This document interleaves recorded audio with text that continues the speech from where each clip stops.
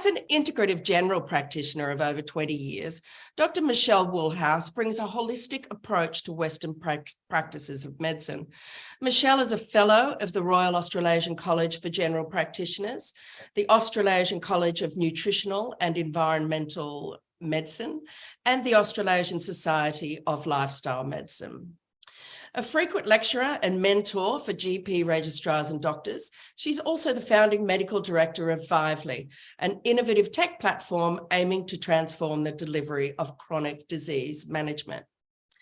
After making some substantial changes for her own mental and physical health, including selling her successful clinic, Michelle is also a podcaster, keynote speaker, lecturer, workshop facilitator, and having most recently added author to this list, she is passionate about sharing her knowledge to encourage people to make informed decisions to enable them to own their own health journey.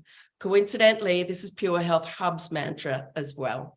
Welcome to Pure Health Hub, Michelle. Oh, thanks so much for having me. It's great to be here. I appreciate it. Now tell me, what was happening with you that led you to undertake the ultimate transformation by shaking up your personal and professional life and making those hard decisions, such as selling a successful clinic? Yeah, no, it's a great question, actually, because, I mean, in many ways, in hindsight, I look back at it and I realized that I was burnt out, not just because of the emotional and practical load that you carry when you run a business, but also I think my heart changed directions in many ways. And I think that was quite difficult to kind of come to terms with, because practically and financially and all of those other aspects were working very well indeed. But what I couldn't shake from my, want of a better word, my soul, was just this wanting of change and adventure and newness and aliveness that I couldn't get in that previous iteration of my life. And I think that was the hardest thing to kind of wrestle with, because it didn't make sense on paper. It didn't make sense. And, wherever I sort of sought advice, it was like, well, this doesn't make sense. Just stay with what you're doing. It's all working fantastically well. But there was this kind of tapping on my shoulder, or just an ominous sense and a need for change and adventure and something fresh and new. Yeah. But, you say soul-led and heart-led, and I think that's precisely it, which often makes it more difficult for people who can be quite pragmatic. It's hard to make that leap, right? Sometimes. Well, I've been passionate about the sort of listening to the heart and what that actually means for about 20 years. And about 20 years ago, I discovered the Heart Math Institution and had a look at that book. And I guess it really fundamentally changed my life and created a sort of missing link in, I guess, the intangible aspects of the human journey. And what that means is, the heart is an organ. And when I was in medical school, it was taught that it was a pump, quite simply, a pump. But in fact, nothing could be further from the truth. It's an endocrine organ, meaning that it produces hormones in its own right. It creates these pulse waves that actually go ahead and beyond the flow of the blood. That is almost like the way that the body dances with the internal energy. It creates its own neurohormones and neurochemicals, and it has the strongest electromagnetic force in the body, which actually extends outside the body up to about 10 feet away, which we can measure with a machine called a magnetometer.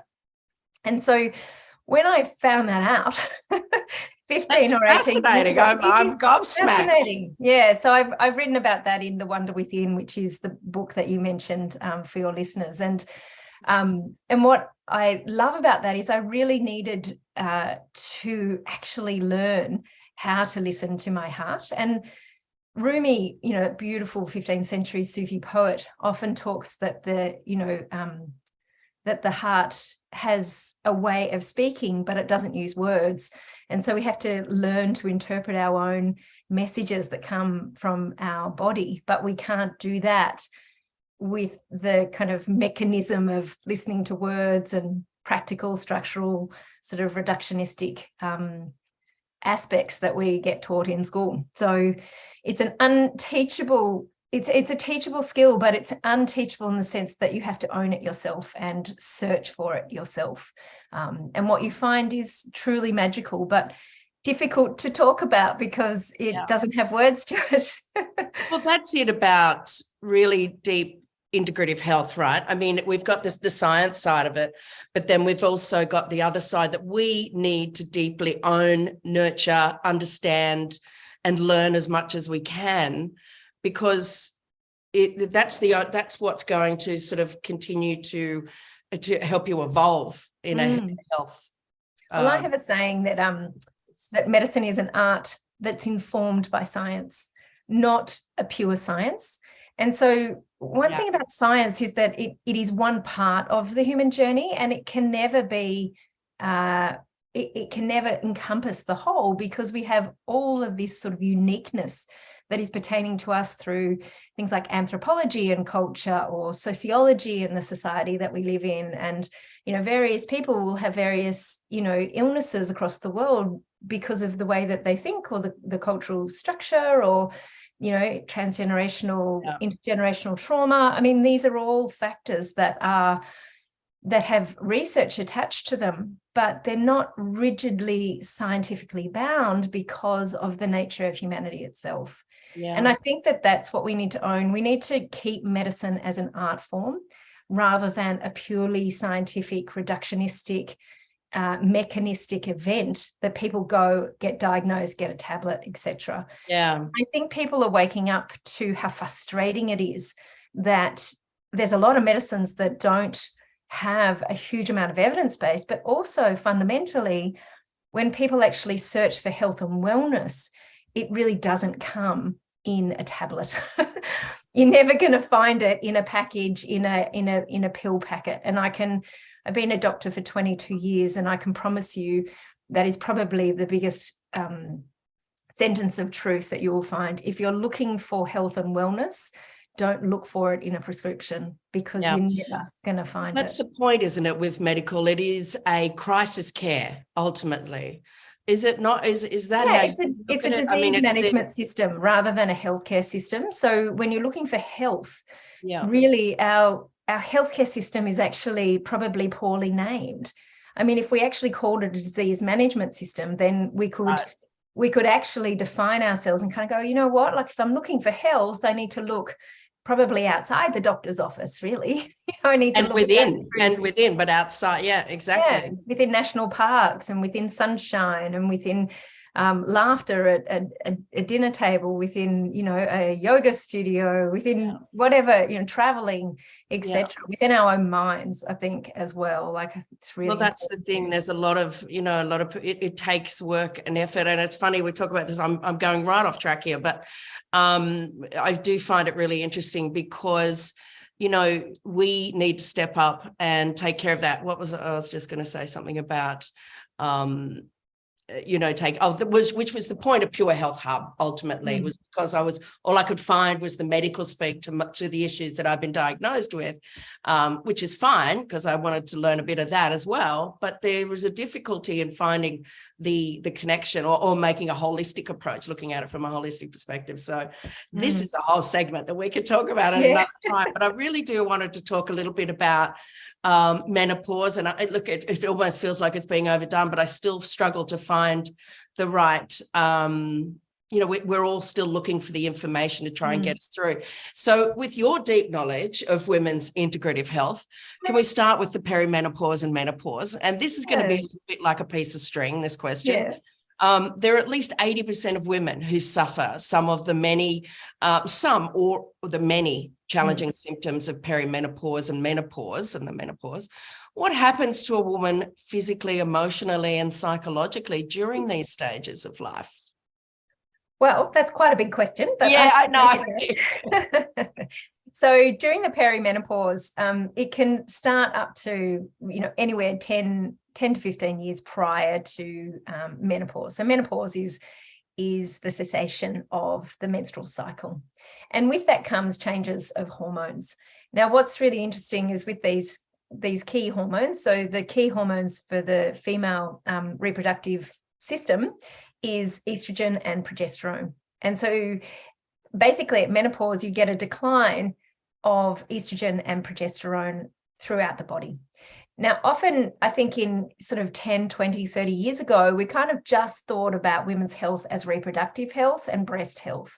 So some people call that bikini medicine. But what we actually understand is that women are more than that. Women have different brains, they have different hearts, they have different ways in which they process a variety of different things. They have different ways of processing medications, for example. And the research for women and how they are different to men is actually a little bit light on the ground, because women were often excluded from clinical trials because of the menstrual cycle and the fluctuations that occurred with that. And that's part of the reason for why there's a little bit of a devoid in, I guess, the complete holistic treatment of menopause. Also, interestingly, like women are living, I think the average lifespan of a woman is 84. Now, that certainly wasn't the case 100 or 150 years ago. So we're sort of in new territory as well. So with the decline of the estrogen and progesterone, that affects every cell in the body, from your brain to your gums, to your digestive system, to your liver, to your ovaries, uterus, skin, muscles, etc. That's the bad news. We don't get away with it, do we? And that's why there's kind of an overall physical malaise that can occur for some women. And what happens in the perimenopause, i.e. the time before that, which is a fluctuating time period. So some women might feel it for a year or two prior to the end of the menses, and others will feel it to 8, 10, even up to 15 years prior to the end of the menses. And so the perimenopause is characterized by fluctuations within these hormones. So you can get lows and highs. And around 40, 42, there's almost like a last-ditch attempt for the body to actually be reproductively vital, for example. So you might actually get a surge of hormones, and that's where some women at the ages of 40, 42 get a renewed libido. Their orgasms can be fantastic, and then and that's the peak of the take while you can get it. Correct. So men experience their sexual peak at around 18, 19, and women experience their sexual peak around 40, 42. So go figure. The compatibility. You do the maths. Yeah. Yeah. But I think younger men and older women. Oh, no. Yeah, that's right. That's the cougar scenario. So yeah, so essentially what we get is a reduction of these particular hormones. But there's a lot to hormones that many people don't actually realize, is that they have a basic structure. So vitamin D and cholesterol are key precursors to the whole reproductive hormonal system. They are made like a dance, so they have a circadian rhythm. And so it's not so much about the fundamental amounts of the hormones, even though that can be important. It's also how the cells interpret and read the messages. So primal cellular health becomes really important.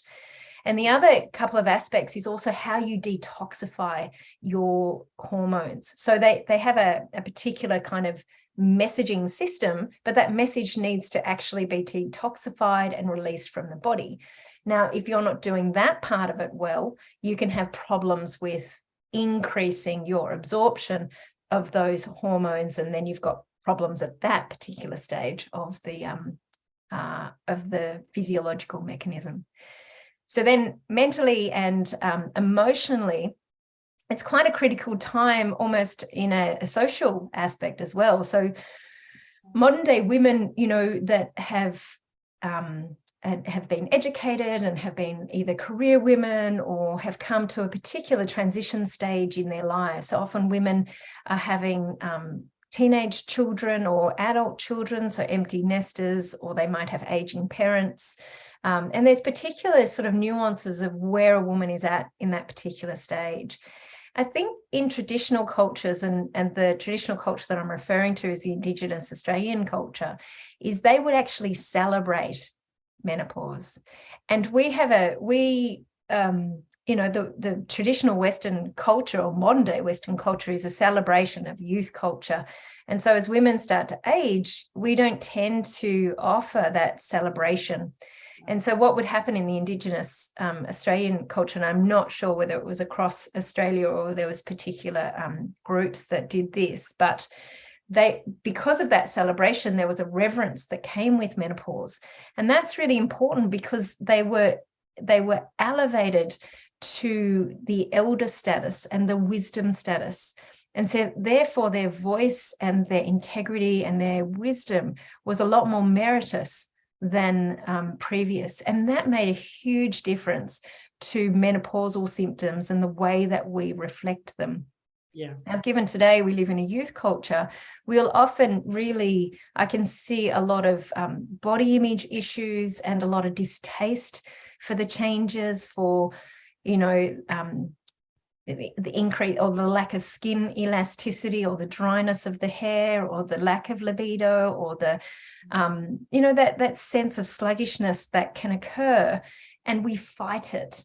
And so I think that the fighting of these symptoms make the issue a whole lot worse. And I think we need to kind of create this groundswell of celebration of the menopausal well, it's a pro-aging approach rather than anti-aging, right? This is exactly the hub's focus is there's so many wonderful things about getting older. So many. There is. Challenge along really with those there things. is a lot of wonderful things. And the other thing that I think is really important for your listeners to understand is that old age, as in like your senior years, if you're worried about cognitive impairment, joint health, heart disease, stroke, old age starts at menopause.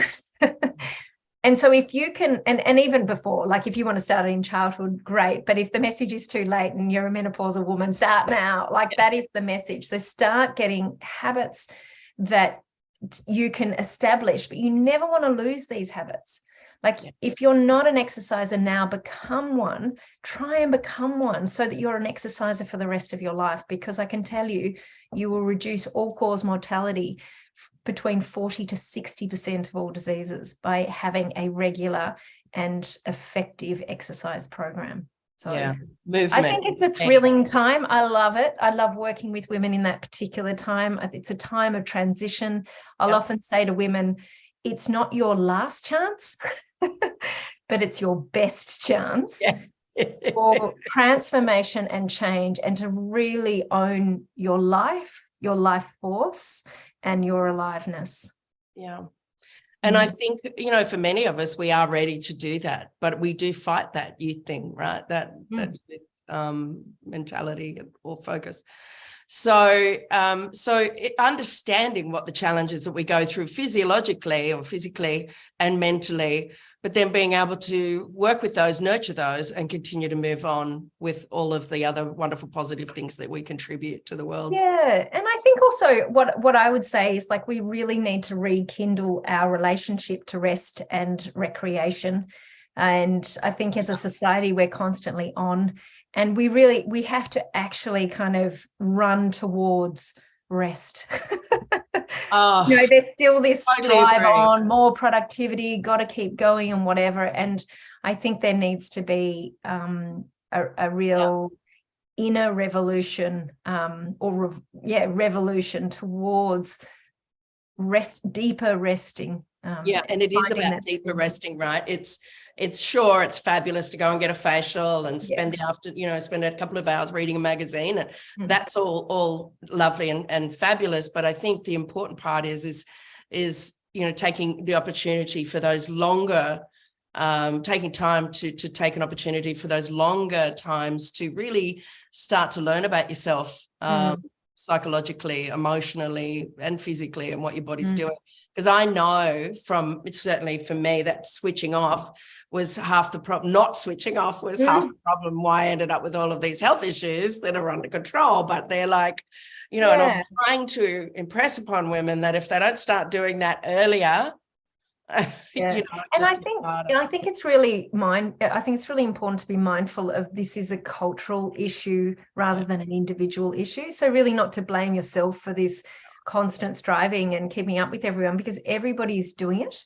So to kind of go against the flow is actually really challenging, and you actually have to deal with other people's reactions to that, as well as your own internal kind of bias that you're lazy or that you're not doing enough and all of these kind of things. So I think it's actually a cultural, social issue that we're facing, as opposed to an individual sense of inability to kind of rest and change. And, you know, this is where Pure Health Hub is trying to support women in helping them kind of figure out that to not just rest, but to deeply rest and to find that that stillness inside themselves, so that they can listen to where their heart and how their heart speaks. Exactly. And that's the replenishment of that energy and the good energy. Yeah, I agree. We just don't do enough of that. So I was going to talk about ways to relieve some of these symptoms, but I think the key is that deep rest, right? It really is. That's, you know, there are so many other lovely small things you can do along the way, but I think that's the point, finding that slot. Well, yeah, I mean, it's vital, because without doing that, none of the other things are going to work quite so well. But really, fundamentally, menopause is the best treatment for menopause is lifestyle medicine. So, you know, figuring out the exercise process that's not too stressful, but not too light on. So that beautiful kind of restorative exercise programs. Nutrition plays a huge role, particularly for that detoxification aspect, and making sure that the basic, you know, biochemistry, nutrients, protein, fats, and vitamins and minerals are actually in abundance. We also look at, you know, other forms of relaxation, like, you know, yoga and meditation, Tai Chi, whatever kind of tickles your fancy. And then obviously there's certain herbs that nature has, you know, beautifully evolved to help women through those menopausal transition periods. They can be wonderfully effective. And of course, then there is the judicial use of HRT for those women that have almost kind of gone too far, too stressed, and sleep is so interrupted that we utilize those particular hormonal interventions as a way of scaffolding the body back to optimal health. And that is it's a process, but the beautiful aspect of taking health on as a process means that the lessons that you learn will be lifelong. You can't unlearn health lessons. It's a beautiful thing, you know, and it's definitely worth the effort to go to. And the other thing that I see quite a lot in menopausal women is anxiety. And it's often the first time that they actually really identify the significance of the anxiety in their life. So women often deal with anxiety, and they've been taught by, you know, professional medical professionals to distract themselves from their anxiety, you know, to get busy, to keep busy. And I have seen women that have kept busy for 10, 20, 30 years. They've just kept themselves really busy and just basically, you know, ignored or denied their own emotionality. And for me, menopause is a time to draw a line in the sand and find a different way in which to relate to that emotional nuance that can serve as a deep reservoir of wisdom for the rest of their lives. So I get really excited. What a fabulous way of looking at it. Yeah, I think that's the thing, you know, the anxiety. I've been in anxiety suffer my whole life, but certainly as it got to menopause, it got much worse. And that's the thing, we not really taught necessarily how to do it except for keep busy or whatever. And I kept busy to the point of ridiculous. Yeah. So when it comes to this anxiety, and when you talk about HRT, I do want to make a point about that, because I know that so many women are terrified of it. And I've had women, come to me and say thank you, because I am a proponent of HRT if necessary, because for 5 years it just made my life almost normal for the first time in forever. So I think, it really alleviated those hellish symptoms. But yeah, I think that anxiety that seems to be prolific in women, in menopausal women, so are we going back to those, those things like yoga and meditation and tapping and those types of things? Is there anything else you could add to assist with that anxiety? I think the most important thing about anxiety is to befriend it, to stop hating it, and to start to respect the fact that it is a critical part of our survival mechanism, and it is on our side, and it is there to protect us. And it's a beautiful, I know, because I've also been a sufferer of anxiety, I know how difficult that messaging is for people, because they're like, I won't swear on your program, but it's literally like they would swear at me, look at me like I didn't understand. Yeah. But in fact, I think the beautiful aspect of the fact that I do understand, and I have a history of anxiety myself, is that it is a profound change. There's an exercise called labeling, which is really beautiful. And labeling means that you actually just own your emotions as they are. And so whether it's anger or grief or sadness or resentment or envy or bitterness, whatever you're feeling right now, you own it. And you start to label it and you say, yep, I'm feeling fear right now. And often feeling fear, let's take anxiety for a example, is really uncomfortable. So we don't really want to feel fear. And we want to distract ourselves away from it, and we want to run it out, or we want to, cook in the kitchen, or we want to busy ourselves on a committee, or whatever we do to distract ourselves away from owning our anxiety. But when you start to own it, the physiology and the brain actually starts to transform. So it's called bioneurology, or neurobiology is another way. So you flip them around. But essentially, that is the way that the brain can settle itself. We have this incredible part of our brain called the prefrontal cortex. And that prefrontal cortex can allow us to, it's called meta-awareness. So we can be aware of our own awareness. So when we start to be aware of our emotions, we can actually have a meta-awareness of that emotion. Go, interesting, like I'm feeling very anxious right now, and that's uncomfortable, and I can see that I don't like it, and I can feel it in my heart, I can feel it in my throat, I can feel it wherever it is in your body, like it could be in your neck, it could be in your jaw. Wherever you feel it is not pleasant, and most of us don't want to feel it. But by feeling it allows us to have a different relationship with that, and that lights up different parts of the brain.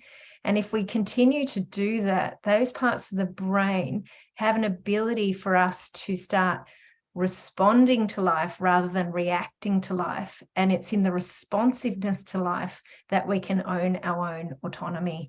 And I think that's a really profound, proactive way in which we can really transform our relationship to our emotions.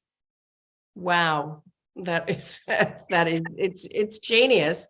And it helps because, we're not familiar with what those connections are to the brain, and how, either sitting with it or doing those things that you were talking about is really going to impact. But it is like facing your fears, right?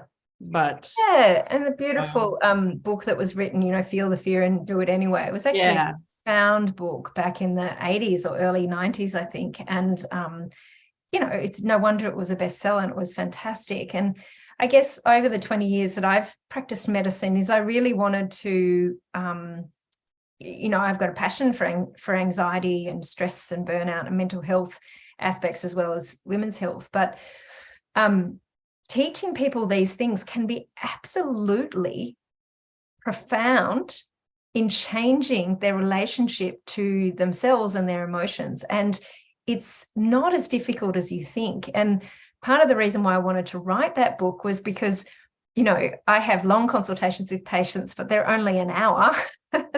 And so this was me being able to kind of get somebody for 10 hours and tell them, in a really storytelling way, some of the powerful things that they can do that they innately have in their own bodily wisdom, and it's not esoteric. It's not in the realm of spirituality. It's in the realm of science. This is neurobiology, and it's teaching people this is how we work. This is actually the fundamentals of how the human brain and the human connect, we call it the connectome, how the human connectome works. So once you know how it works, it's like, it's like learning how to use a Thermomix, isn't it? I mean, you need to look at the instructions. Yeah, but we haven't known this, right? This has been the whole issue is because we've, the wonder of medicine, modern medicine's a fabulous thing. You can't take that away from anything, but we've then become too reliant on it to fix the issues. Yeah. So that we've kind of relinquished our responsibility to our own health, I think. A little bit. Certainly I've been like that. That's right. And I think, look, there's a lot of historical aspects, but I think we've known this wisdom for thousands of years, to be honest. Sure. Like when you look at the what modern day science is revealing through functional MRIs, it's actually what the ancients knew all along. They're fundamentally I guess also their level of presence and stillness that was available to them in that, a couple of thousand years ago, before cars and lights and whatever.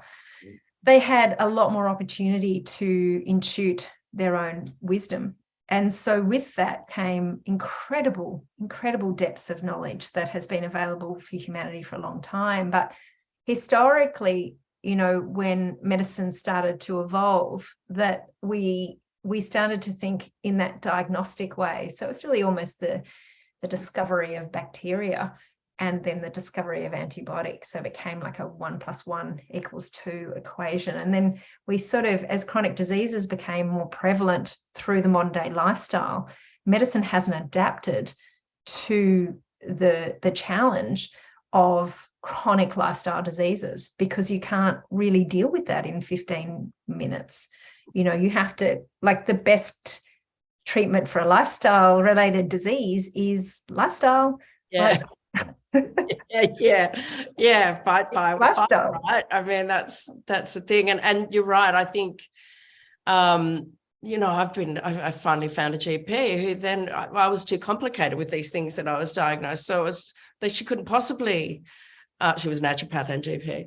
And, they give up because they know that it's like, well, there's no time in this for someone with you and like you. And I'm not the only person, clearly. And it does make me a bit sad because I think we started to rely too heavily on that, which you're right. All of this has been around, forever, but I feel like we lost our way. We've lost our way. I think we've lost our way. Yeah. So now we need to come back to that too. Anyway, about this forever. 100%. But I do briefly want to talk about your fabulous book. And I did say I did get halfway through it, but and then everything got in the way, but I couldn't put it down. So I need to get back to it. But so The Wonder Within. So written to help others navigate their way through the confusion, self-doubt, and overwhelm that accompanies anxiety, stress, and burnout, which is what I've been talking about. So one of this generation's greatest ills, and also compounded for women going through the menopause.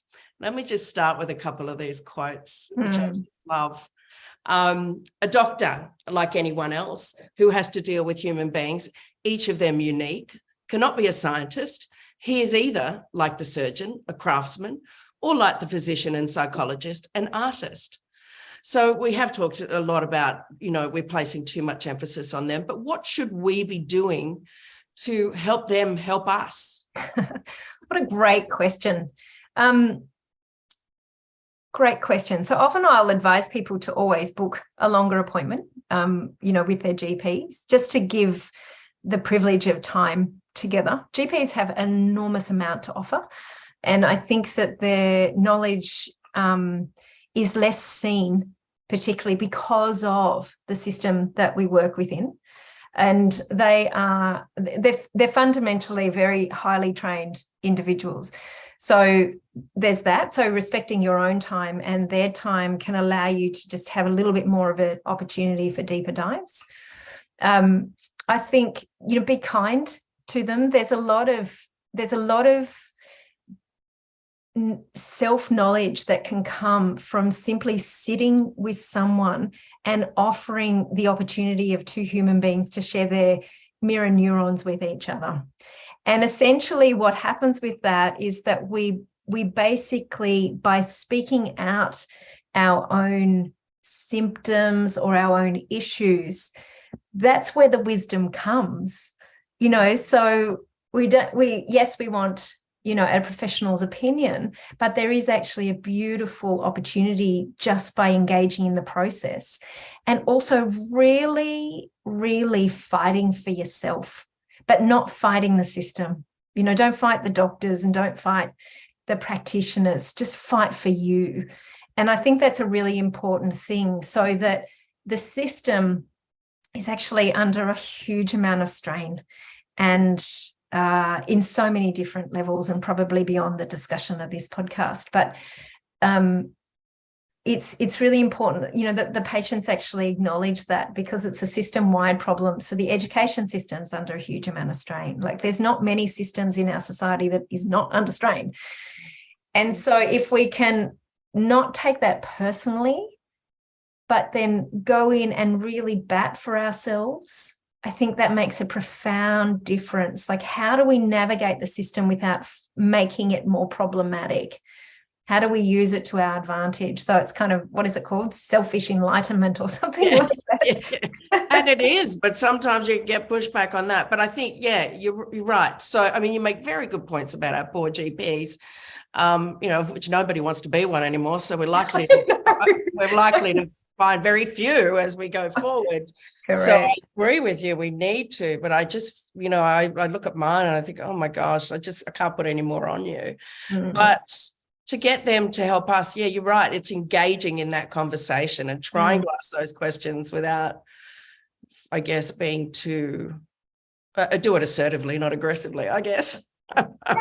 Yeah. I mean, look, I guess it's easy for me to kind of give that advice over, and I acknowledge my privilege in that particular area, because being within the system, I probably know how to navigate the system more. So I say that with real respect and acknowledgement of the privilege that I hold, and that I know as, I guess, a mainstream user of the system. I know that there's a lot of medical trauma out there that has been experienced by community members that feel like they haven't been listened to, and that they haven't had their needs met. So I understand that.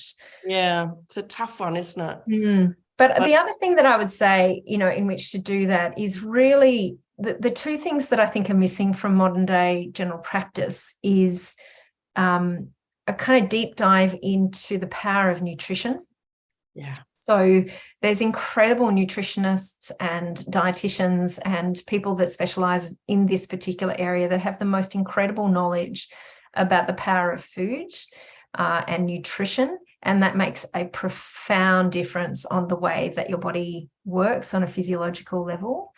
And then also really engage in something that adds value to your relaxation system. So I don't want to say it's meditation or anything, but, you can certainly try meditation. You could try yoga. You could try walking in nature, anything that helps the body relax. And the third thing that I would say, I know I only said I'd say two things, but the third thing that I would say is focus on sleep. Like, make sure it's fundamental, profound physiological changes that occur. And if you do not sleep adequately or have good sleep quality, you cannot heal chronic disease. You cannot. It doesn't, it's like, it's oxymoronic, like you can't, like it doesn't actually, that's when you heal. So sleep time is when the immune system works. It's when the inflammation balances itself. It's all the hormones do their little wonderful hormonal things at night. It's a profound time of rest and rejuvenation. And without it, it's impossible. So I think you've hit the nail on the head with those three elements. If we can get those and take responsibility for those things, the sleep, the nutrition, and the what's the third one? Relaxation, of course, which is vital. And we should be taking ownership of that anyway. Yeah. And then we can talk to them about what's still bothering us physiologically. That's right. Exercise is the other. Exercise, yeah. Well, to me, that's partly relaxation too. I don't know. It is. Yeah, it is. It's a fabulous way of supporting endorphins, of releasing cortisol and adrenaline. It's got mindfulness. Huge amounts of research on the impact of mental and emotional health. Yeah, absolutely. All right. So just a couple of things. I know we've gone over time here, but one of the other quotes is medicine can, and I think you said this before, medicine can never be a pure science. So just quickly, what do you mean by that? So I guess science in the modern days is quite reductionistic. Well, it is reductionistic by its very nature. Like, we look and search for answers. But one thing that science has a really difficult time in assessing is holism. So the definition of holism is more than the sum of its parts. So there's a symbiotic experience. So you add parts and parts together to get a whole, and that whole is actually greater than the sum of the parts. So that's what a holistic complex system is, and that's what a human being is. We are a holistic complex system. And so medicine invariably will break down into various different parts to try and find a solution. But as we build up throughout those parts, like we talked about, the liver part or the digestive part or the mental part or the physical health part, that when we get to holism, there is something esoteric and magical about the power of the whole, which is essentially what I wanted to achieve with the Wonder Within, to get people to understand that they are more than the separated parts that people identify. And as they come together, that's when healing occurs. And so some people actually believe that, and some research on the connectome, which is the science of how the body connects together through the neurology and the physiology and the cardiology, that when that connection occurs, there is a power of the body's synergy that creates a coherence and a bioresonance that is really very powerful. And ecological systems like forests have it, we individually have it, we as a society have it, and we have so much more that we can tap into to really own our health, but not just for ourselves, but for each other. That's the beauty. So a healthy person heals other people, and then it just has a flow-on effect, like a beautiful river. And there's no better way to conclude. I wanted to talk to you a little bit more about energy, but I'm hoping you'll come back and talk about that. I'd love to come back. That was a wonderful way to conclude that. It was a fabulous book, and I am going to go and finish that right now. And there'll be links to the book in the video and also on the site as well, because it does help us understand bringing together our holistic health is what it's all about. There really shouldn't be a definition, of medical and complementary health. Absolutely. It really is taking a holistic approach. 100% agree. And owning it, right? We've got to own it. We've got to own it. Becoming, and I'll finish on this wonderful quote too. So becoming a proactive part of your own health journey gives you greater influence over the outcomes. A beautiful conclusion to this chat. Thanks, Michelle. I sincerely appreciate it. That's my pleasure. Thanks for having me on your show.